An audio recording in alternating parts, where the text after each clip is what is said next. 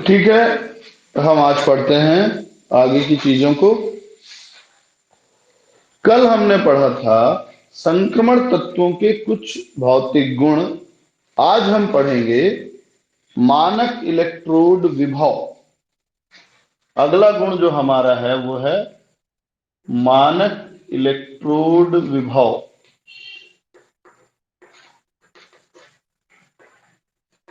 जैसा कि मैंने कल आपको बताया था कि सभी संक्रमण तत्व धातु तत्व हैं। धातु का मतलब होता है जिनके इलेक्ट्रॉन त्यागने की क्षमता अधिक होती है। ठीक है ना। तो इन सभी के इलेक्ट्रॉन त्यागने की क्षमता सामान्य तौर पे हाइड्रोजन से अधिक है।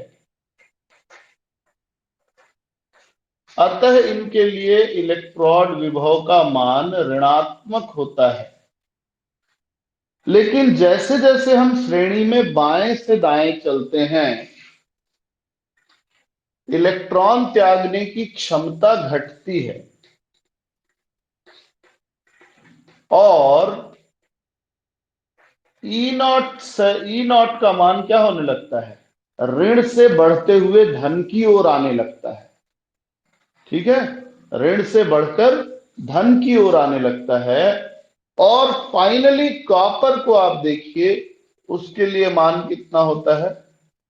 धन में हो जाता है। तो सरल है। शुरू से अगर हम देखें तो शुरू में इलेक्ट्रॉन त्यागने की क्षमता ज्यादा है तो वो ऋण में है। जैसे जैसे आगे बढ़ेंगे इलेक्ट्रॉन त्यागने की क्षमता कम होती जाती है और ई नॉट का मान गणितीय रूप से बढ़ता जाता है। कॉपर के लिए ये मान धनात्मक हो जाता है। आते हैं आयनन विभव। अगला टॉपिक है आयनन विभव। आयनन विभव का मतलब है इलेक्ट्रॉन निकालने के लिए लगने वाली ऊर्जा। जैसा कि हम सब जानते हैं, संक्रमण तत्वों का आयनन विभव पर्याप्त उच्च होता है। इनका आयनन विभव क्षार धातुओं से अधिक, यानी कि एस ब्लॉक तत्वों से अधिक और पी ब्लॉक तत्वों से कम होता है।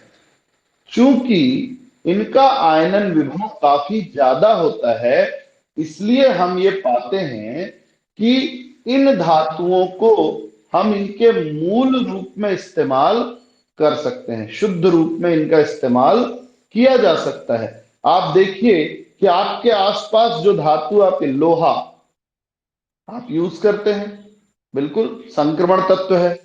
ठीक है, कॉपर आप यूज करते हैं, संक्रमण तत्व है।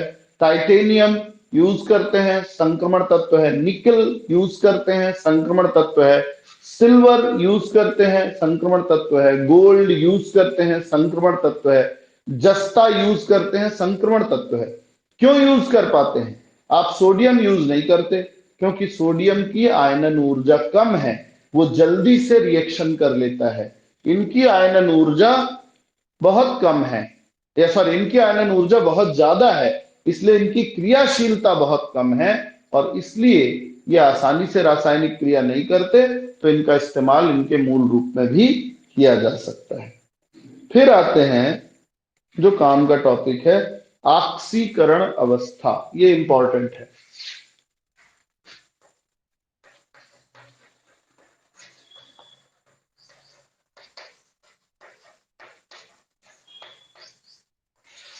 हमने नोटिस किया कि किसी भी तत्व की ऑक्सीकरण अवस्था उसके बाह्यतम कोश में उपस्थित इलेक्ट्रॉनों की संख्या पर निर्भर करती है। ऑक्सीकरण अवस्था का मतलब है वो अपने कितने इलेक्ट्रॉन का इस्तेमाल बंध बनाने के लिए कर रहा है।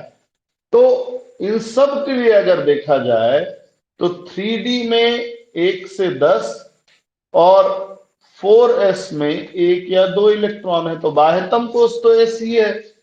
तो इसलिए इन सब के लिए इलेक्ट्रॉनिक या ऑक्सीकरण अवस्था या तो धन 1 होनी चाहिए या धन 2, पर ऐसा है नहीं।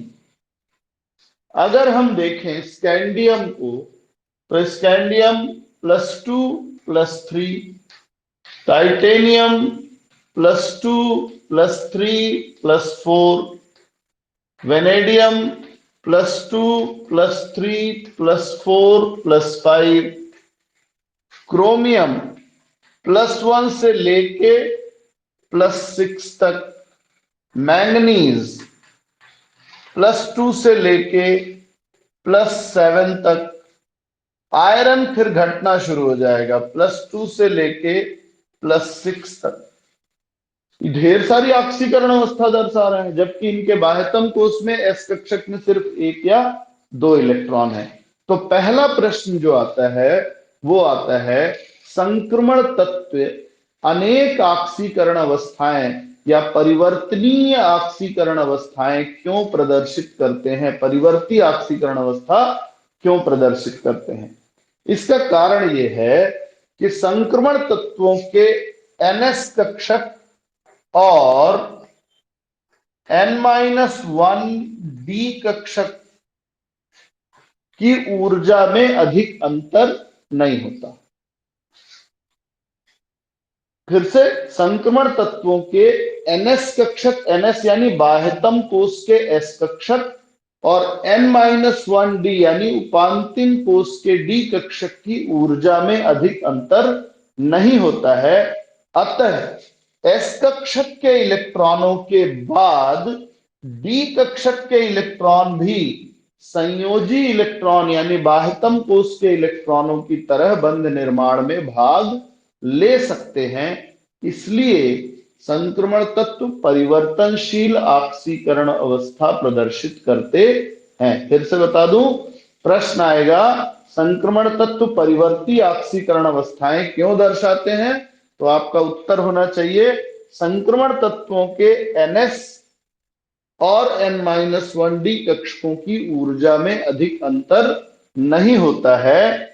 इसलिए बाह्यतम कोष के एस कक्षक के इलेक्ट्रॉनों के तुरंत बाद n-1 डी कक्षक के इलेक्ट्रॉन भी संयोजी इलेक्ट्रॉन की तरह बंध निर्माण में भाग ले सकते हैं, और इसलिए ये परिवर्ती संयोजकताएं या एक से अधिक संयोजकताएं प्रदर्शित करते हैं। अब इसी को हम देख सकते हैं, आप देखें कि क्रोमियम +1 से लेके +6 तक ऑक्सीकरण अवस्था दर्शा सकता है, मैंगनीज +2 से लेके +7 तक, आयरन से इलेक्ट्रॉनों का युग्मन शुरू हो जाता है डी कक्षक में, तो सिर्फ अयुग्मित इलेक्ट्रॉन बंध निर्माण में भाग लेते हैं। इसलिए आयरन के बाद युग्मन शुरू होने से उच्चतम ऑक्सीकरण अवस्था का मान घटता जाता है। कुछ मूल बातों पे हम ध्यान दे देंगे यहां पे ऑक्सीकरण से रिलेटेड। प्रथम संक्रमण श्रेणी के तत्वों के लिए +2 अवस्था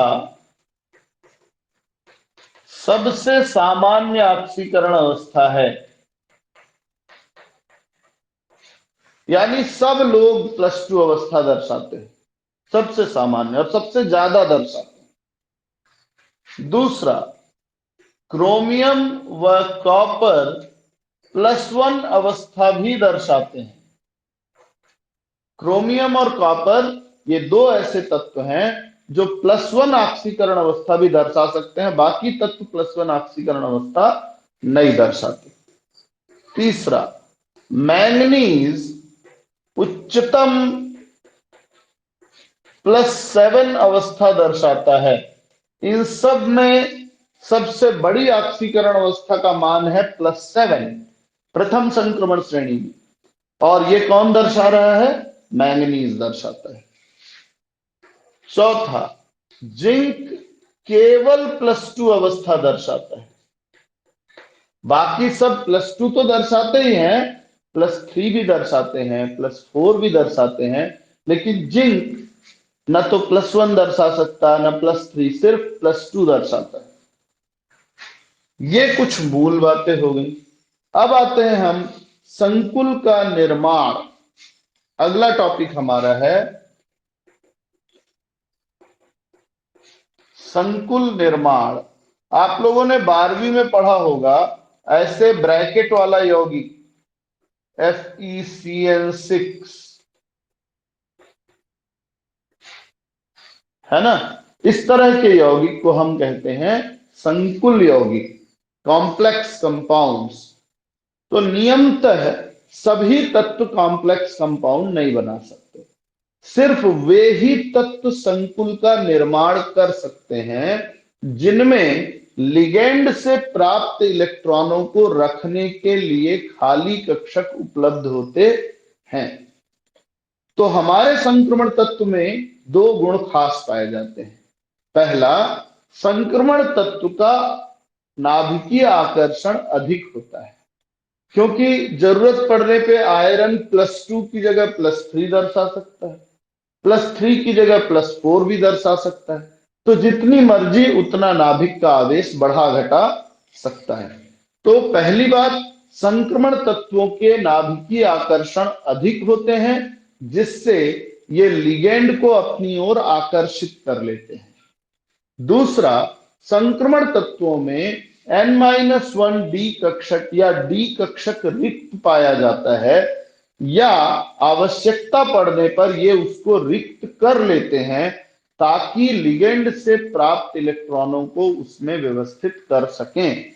तो चूंकि संक्रमण तत्वों की का नाभिकीय आकर्षण अधिक है, इनमें इलेक्ट्रॉनों को रखने के लिए रिक्त कक्षक भी उपलब्ध है, इसलिए संक्रमण तत्व बहुत संख्या में संकुल का निर्माण करते हैं। आप देखें एक उदाहरण के तौर पे, जैसे कोबाल्ट को जुड़ना है 6 अमोनिया के साथ और ऑक्सीकरण अवस्था है +2, तो ऐसे में कोबाल्ट के डी में 7 इलेक्ट्रॉन, 4s0 हो जाएगा, 4p खाली। मैं सिर्फ काम की चीज बता रहा हूं।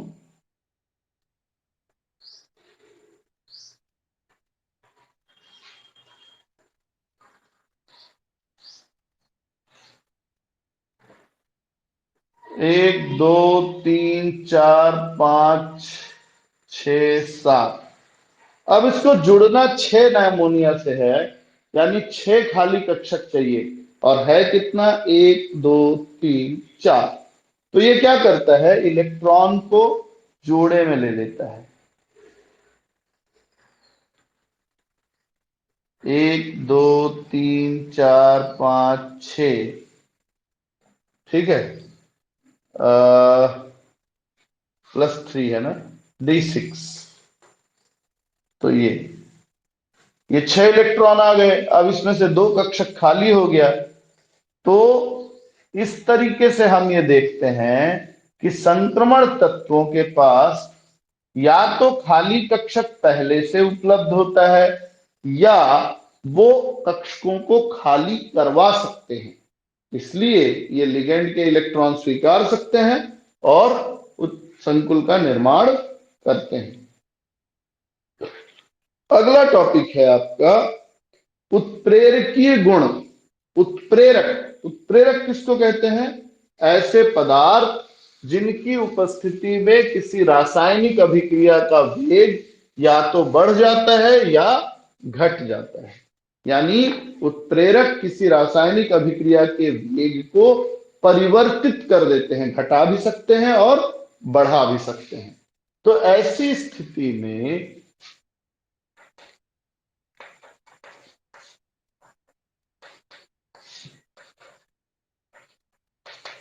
संक्रमण तत्व कैसे उत्प्रेरक है, तो उत्प्रेरक कैसे ये काम करता है। उत्प्रेरक अपनी सतह पर पहले अभिकारक के अणुओं को बांधता है, यानी कि उत्प्रेरक की सतह पर मुक्त संयोजकताएं होती हैं, खाली बंध होते हैं, जिनसे ये अभिकारक को जोड़ सकता है। संक्रमण तत्व भी परिवर्ती ऑक्सीकरण अवस्था दर्शाते हैं, हमने पढ़ा है अभी अभी। तो संक्रमण तत्व परिवर्ती ऑक्सीकरण अवस्था दर्शाते हैं, तो इसलिए सतह पर उपस्थित परमाणु इन मुक्त संयोजकताओं से अभिकारक के अणुओं के साथ दुर्बल बंध का निर्माण कर सकते हैं, और ये उत्प्रेरकी सक्रियता प्रदर्शित करते हैं। तो उत्प्रेरक होने के लिए एक गुण चाहिए, जैसे आपने पढ़ा होगा, अभी जॉब निकलती है ना कि भाई वर्ग 1 की जॉब निकली है, इसके लिए क्या चाहिए, एमए चाहिए और बीएड चाहिए, एमएससी चाहिए या और बीएड चाहिए, ये दोनों चीज होनी चाहिए। तो ऐसे ही उत्प्रेरक होने के लिए भी क्या चाहिए? उत्प्रेरक होने के लिए आपको या पदार्थ में मुक्त संयोजकताएं होनी चाहिए। चूंकि हमारे संक्रमण तत्वों की का ये गुण ही है कि इनमें क्या होता है, परिवर्ती संयोजकता है, इसलिए इनके सतह पे उपस्थित परमाणु अपनी मुक्त संयोजकताओं से अभिकारक के अणुओं को बांध सकते हैं और उत्प्रेरक की तरह व्यवहार कर सकते हैं। ठीक है। इसके बाद बारी आती है मिश्र धातु का निर्माण। अगला टॉपिक आपका है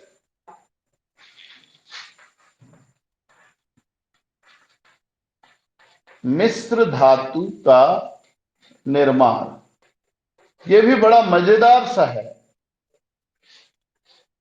देखो, मिश्र धातु बनाने के लिए हम क्या करते हैं, धातुओं को पिघलाते हैं और आपस में मिला देते हैं। तो जितना आसान सुनने में लगता है ना, उतना आसान होता नहीं।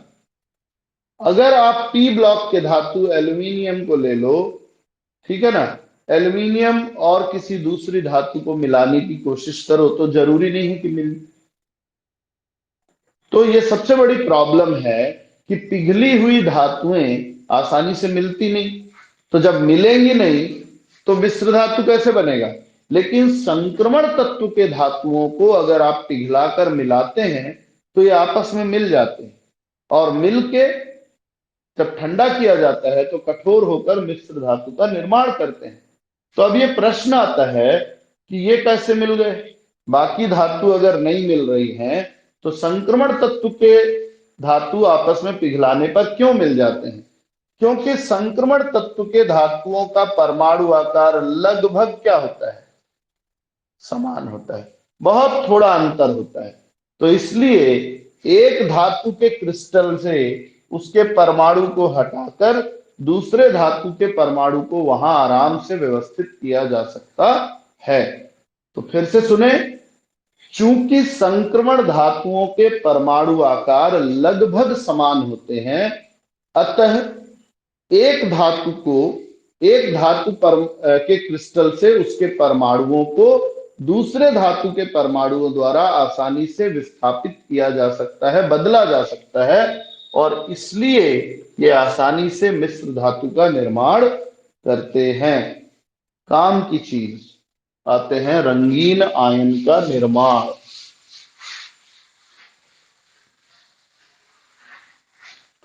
ठीक है,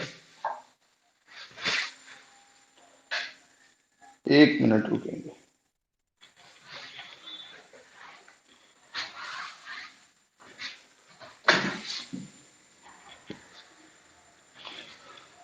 तो हमारा अगला टॉपिक है रंगीन आयन का निर्माण।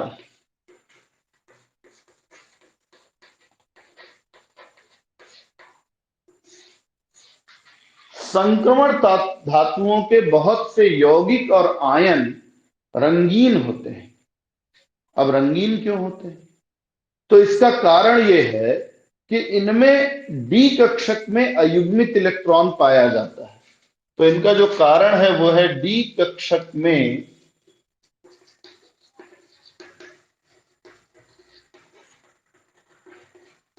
अयुग्मित इलेक्ट्रॉन की उपस्थिति।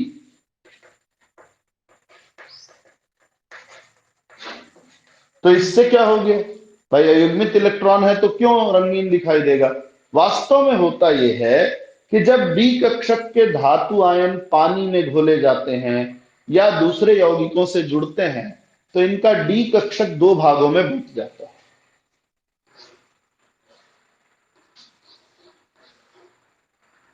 डी में 5 कक्षक होते हैं ना, 3 एक तरफ हो जाएंगे और 2 एक तरफ। तो जो 3 का समूह है उसको T2G कह देंगे और जो 2 का समूह है वो EG कहलाता है। इनके बीच ऊर्जा का जो अंतर है वो डेल अष्टफलकी, क्योंकि ये जो टूटा है ये अष्टफलकी क्षेत्र में टूटा है। किसी और क्षेत्र में टूटेगा तो ये उल्टा हो सकता है, EG नीचे T2G ऊपर, लेकिन टूटेगा 2 हिस्सों में। ठीक है ना। अब होता ये है कि ये जो ऊर्जा का अंतर है, यानी T2G से EG के बीच जो ऊर्जा का अंतर है, ये दृश्य प्रकाश की विकिरण की ऊर्जा के बराबर होता है। ठीक है, तो ध्यान से समझिए कि जब डी कक्षक का विपाटन होता है तो विपाटन ऊर्जा दृश्य प्रकाश की विकिरणों की ऊर्जा के बराबर होती है। ऐसे में जब दृश्य प्रकाश यानी सफेद प्रकाश हमारे पदार्थ के ऊपर आपतित होता है, आता है, तो अयुग्मित इलेक्ट्रॉन निम्न ऊर्जा के कक्षक से उत्तेजित होकर कहां चले जाते हैं? उच्च ऊर्जा के कक्षकों में चले जाते हैं। और ऐसे में जिस ऊर्जा का ये अवशोषण करते हैं प्रकाश से, वो तरंग खत्म हो जाती है।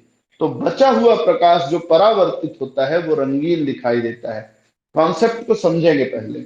आपका प्रकाश 7 रंगों से मिलकर बना हुआ है, विबग्योर पढ़ा हुआ है आप लोगों ने। ये 7 रंग जब एक निश्चित क्रम में, निश्चित मात्रा में एक साथ हैं तो सफेद दिखाई देते हैं। अगर आपका पदार्थ से यह प्रकाश टकराया और पदार्थ ने कहा हमको तुमसे कोई मतलब नहीं है, हम कुछ नहीं लेंगे, निकलो यहां से, तो पूरा का पूरा बाहर चला जाएगा, टकरा के परावर्तित हो जाएगा, तो ये सफेद ही दिखाई देगा। तो जो भी पदार्थ आपको सफेद दिखाई देते हैं इसका मतलब वो किसी भी प्रकार के विकिरण का अवशोषण नहीं कर रहे हैं। लेकिन अगर आपका पदार्थ, दिया गया पदार्थ, श्वेत प्रकाश में से पीले रंग के प्रकाश को अवशोषित कर ले, नीले रंग के प्रकाश को अवशोषित कर ले, या लाल रंग के प्रकाश को अवशोषित कर ले, तो स्वाभाविक तौर पे पूरा जो बंडल था उसमें लाल रंग गायब हो गया। लाल रंग तो हमारे पदार्थ ने पकड़ लिया। तो अब जब ये परावर्तित होगा तो लाल रंग इसमें नहीं होगा, तो इसलिए इसका रंग भी सफेद नहीं होगा और अब ये रंगीन दिखाई देगा। तो रंगीन दिखने का कारण क्या होता है, फिर से समझें। संक्रमण तत्वों के अनेक आयन व यौगिक रंगीन होते हैं।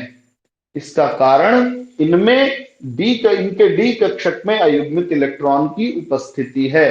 जब श्वेत प्रकाश यानी दृश्य प्रकाश इन पर आपतित होता है तो इस पदार्थ के अयुग्मित इलेक्ट्रॉन दृश्य प्रकाश की कुछ विशेष विकिरणों को अवशोषित करके निम्न ऊर्जा के डी कक्षकों से उच्च ऊर्जा के डी कक्षकों में चले जाते हैं, जिसकी वजह से ये रंगीन दिखाई देता है। एक प्रश्न आएगा आपसे, कॉपर प्लस रंगहीन है जबकि कॉपर +2 रंगीन है, क्यों है भाई? तो हम सबसे पहले क्या करेंगे, कॉपर का इलेक्ट्रॉनिक विन्यास लिखेंगे। ठीक है ना? कॉपर का इलेक्ट्रॉनिक विन्यास होता है आर्गन 4s1 3d10। अब कॉपर +2 प्लस की बात करें तो s से एक इलेक्ट्रॉन गायब है, तो ये हो जाएगा आर्गन 3d10। 4s में कोई इलेक्ट्रॉन नहीं बचा, तो 3d में कितने इलेक्ट्रॉन दिख रहे हैं आपको?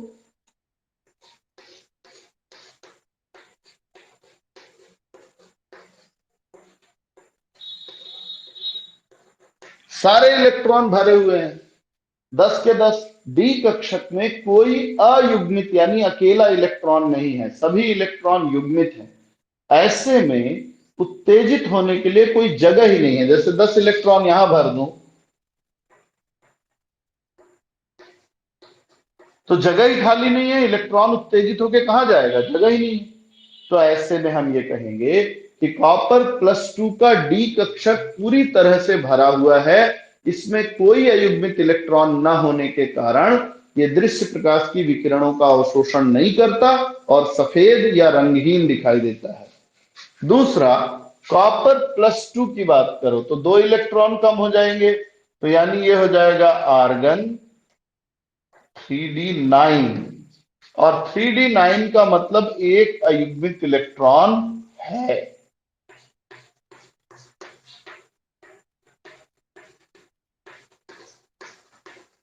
अयुग्मित इलेक्ट्रॉन होने का मतलब एक जगह खाली है। थोड़ी सी जगह है, यहाँ का इलेक्ट्रॉन उत्तेजित होकर यहाँ जा सकता है। तो इसका मतलब कॉपर प्लस 2 में डी कक्षकों में एक अयुग्मित इलेक्ट्रॉन पाया जाता है। इस अयुग्मित इलेक्ट्रॉन की उपस्थिति के कारण क्या होता है, जब दृश्य प्रकाश की किरणें इसके ऊपर गिरती हैं तो ये उनमें से कुछ विकिरणों को अवशोषित करके उत्तेजित हो जाता है, इसलिए कॉपर प्लस 2 रंगीन दिखाई देता है। किसी भी चीज में आपसे ये प्रश्न पूछे कि ये रंगहीन है और ये रंगीन है, तो पहला काम उसका इलेक्ट्रॉनिक विन्यास लिखेंगे और उसमें डब्बे में भर के ये देखेंगे कि इलेक्ट्रॉन युग्मित है कि अयुग्मित है। अगर अयुग्मित है तो संभावना है कि वो रंगीन दिखाई देगा, और अगर युग्मित है सारे इलेक्ट्रॉन, तो फिर कोई संभावना नहीं है कि वो रंगीन दिखेगा। अब बारी आती है कि इस रंग को प्रभावित करने वाले क्या कारक हैं।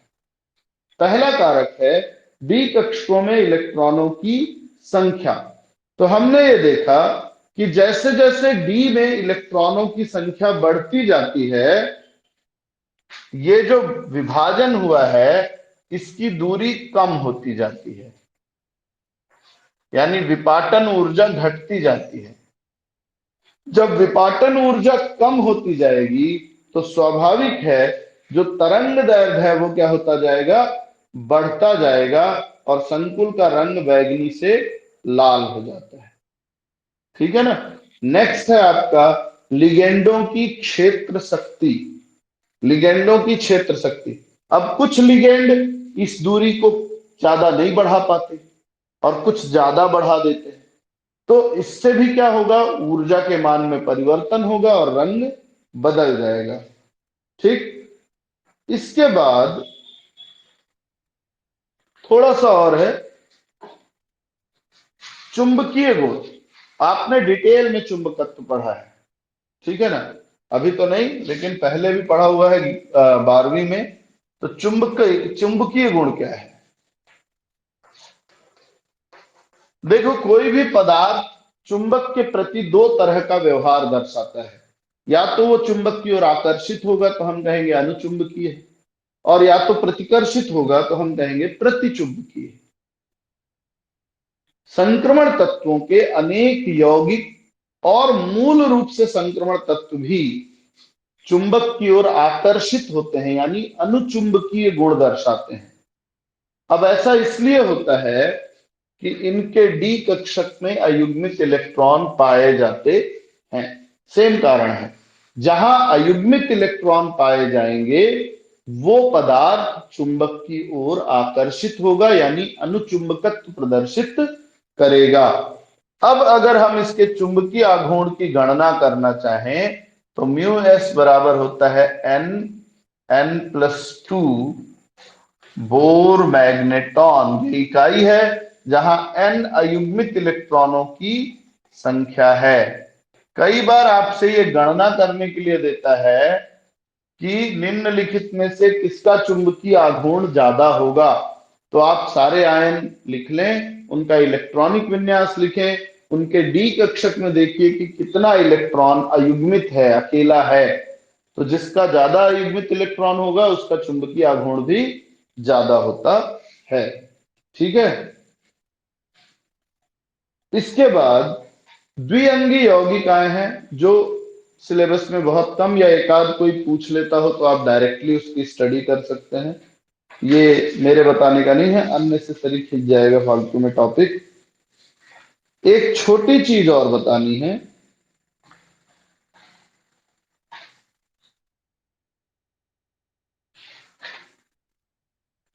ऑक्सीकरण अवस्था का आपेक्षिक स्थायित्व और ज्यामितीय संरचना।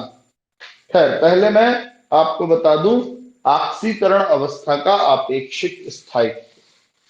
किस धातु आयन की कौन सी ऑक्सीकरण अवस्था ज्यादा स्थायी होगी।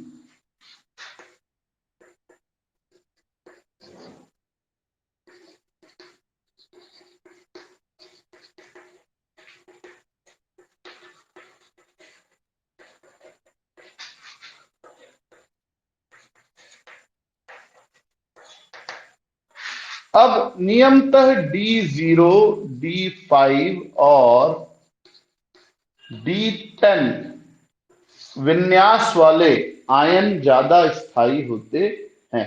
फॉर एग्जाम्पल, आपसे बोला गया कि भाई बताओ Fe+2 और Fe+3 दोनों में कौन ज्यादा स्थायी है। तो Fe का इलेक्ट्रॉनिक विन्यास होता है आर्गन 3d6 4s2, +2 का हो जाएगा आर्गन 3d6 4s से तो निकल जाएगा इलेक्ट्रॉन 2,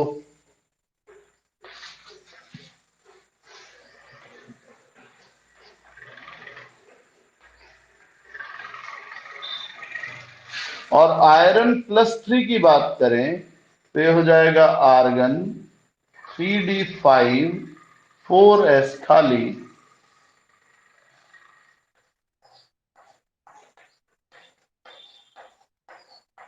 स्वाभाविक तौर पे ये अर्धपूरित अवस्था है 3d5, यानी कि आयरन+3।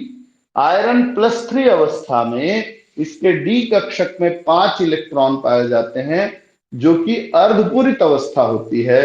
इसलिए आयरन का +3 अवस्था उसके +2 से ज्यादा स्थायी होता है। ठीक, इसके बाद जैसे जैसे हम श्रेणी में +2 अवस्था ज्यादा स्थायी होती जाती है, मतलब पहले तत्व स्कैंडियम, वेनेडियम, टाइटेनियम, ये +2 वाला भी बनाते हैं, +3 वाला भी बनाते हैं, +4 वाला भी बनाते हैं, यानी 2-3 अलग अलग भी बनाते हैं। लेकिन जैसे जैसे आप पीछे जाएंगे, है ना, निकल, कॉपर, जिंक, तो ये ज्यादातर यौगिक इनके +2 वाले हैं। +4 बना सकते हैं लेकिन बनाते नहीं। ज्यादा यौगिक कौन सी ऑक्सीकरण अवस्था वाले हैं? +2 वाले। तो +2 ऑक्सीकरण अवस्था का स्थायित्व बढ़ता है, जबकि +3 का स्थायित्व क्या होता है? घटता है। तो यही आपको जानना था, और एक तरह से ये चैप्टर जो है आपका मोटा मोटा खत्म हो गया है। ठीक है, कुछ यौगिक हैं जो मैं नहीं बता रहा हूं आपको, अगर डायरेक्ट पूछा गया हो तो आप डायरेक्टली उस टॉपिक को पढ़ लें, क्योंकि ढेर सारे छोटे छोटे यौगिक हैं। सारे यौगिक बताने बैठूंगा तो अगले चैप्टर नहीं हो पाएंगे आपके। ठीक है ना, तो मूल बातें मैंने बता दी जो इससे क्वेश्चन के रूप में पूछा जाता है। आगे आप इस चैप्टर को अच्छी तरह पढ़िए, क्वेश्चंस देखिए, कौन सा क्वेश्चन बिल्कुल अलग है जो मैंने पढ़ाया है, बिल्कुल मिल ही नहीं रहा है, तो वो पूछ सकते हैं। और अगर कोई टॉपिक दे दिया वेनेडियम ऑक्साइड का वर्णन करो, तो वेनेडियम ऑक्साइड दिया हुआ है, पोटेशियम डाइक्रोमेट का वर्णन करो, वो आप देख सकते हैं आसानी से, वो पढ़ सकते हैं। तो चलिए ठीक है, आज के लिए इतना।